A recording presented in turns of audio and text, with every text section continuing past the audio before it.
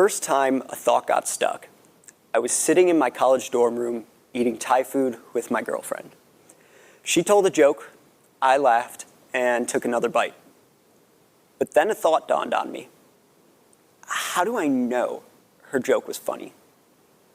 Confused as to why I was worrying about this, I moved on and started telling her about an exam I had taken. But then the thought came back, this time accompanied by an overwhelming sense that something was wrong. If her joke wasn't funny, is she not funny? And if I want to be with someone funny, should we break up? I tried to move on from this weird line of thinking, but I just couldn't. It's like the thought was lodged in my head. More thoughts started getting stuck over the course of the semester, each one feeling scarier than the last. How do I know I want to be with her? Well, I started dating her for a reason. She's nice, smart, pretty, and that's that. But then, 2 minutes later, another question. Well, how do I know she's nice? I would answer again, and again, and again, and again, and again, and again, and then I looked at the clock and found I had just spent 4 hours curled up in a ball in my bed trying to figure out the answers that would make these horrible thoughts go away. But they wouldn't. I felt so guilty. I remember thinking how horrible of a person I must have been for having all these thoughts. They were so powerful and terrifying that I lost the ability to focus on almost everything else. Finishing schoolwork, hanging with friends, talking to my parents on the phone, things that I didn't even have to think about before became impossible. I even lost the ability to relax and play my guitar, my main stress reliever. Depression quickly set in. I couldn't enjoy my life anymore. For 6 months, I lived in this constant state of suffering. I needed a change, and fast. So I started searching for answers.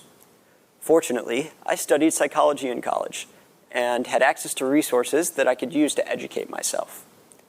Shortly after I began my research, I stumbled on a forum about OCD.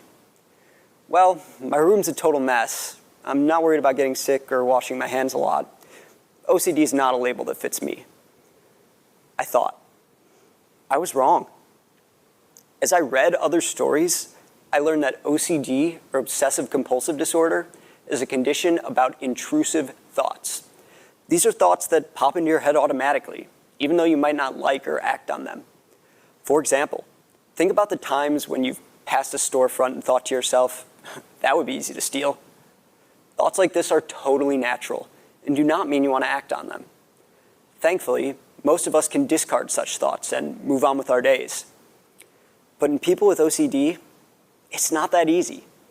Having OCD is like having a sticky brain in which certain kinds of intrusive thoughts can get stuck. These thoughts can be about anything. For me, these thoughts tend to be about relationships. All the, oh, what if I don't like her, and is she this or that, were actually just meaningless thoughts that got stuck in my head. In other words, they became obsessions. The compulsions in OCD are the behaviors people do in response to their stuck thoughts. For example, somebody with an obsession about stealing might stop going to stores altogether because they are so afraid they want to act on their thoughts. For me, the hours I spent trying to figure out the answers to the questions in my head were actually compulsions that nobody could see except me. I learned all this about 3 years ago. Thankfully, life has gotten so much better since then. OCD is something I'm going to have for the rest of my life. I have days with little to no OCD, and I have days when managing it is a challenge. Now, though, I have a number of new tools to help me cope with my condition. One tool is medication. Shortly after learning about OCD, I made an appointment with a psychiatrist who agreed that I was dealing with OCD. He prescribed me the proper medication. These meds help me tremendously, and I have no desire to ever stop taking them. Another tool is therapy. After my diagnosis, I started seeing a cognitive behavioral therapist once a week. It was life-changing. Nowadays, I still see my therapist, but only when I need to. Regular meditation, exercise, and sleep are now integral parts of my life. Music and hanging with friends were already 2 ways I dealt with stress. Now, I write and release music about mental health, and I make sure to do something social every day. Lastly, I've decided to use my experiences to help others. Like I said, I was a psychology student before I had a mental illness. Now, it's like I have a superpower. I know OCD from the inside out. I can relate to both the person that deals with mental illness and the person taking care of them. That is why, after I graduated college, I began working with teens with mood and anxiety disorders to help them learn to cope with conditions like the one I live with. That's why I became a NAMI ambassador, to destigmatize mental illness and educate people to make sure they know when and how to get help. And that is why I am beginning medical school this year, to become a psychiatrist who can help treat others with OCD. My mental illness has given me more than it has ever taken away.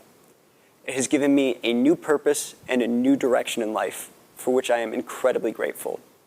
It has given me a voice to help end the silence. My name is Jeremy Fine, and this is just the beginning of my story.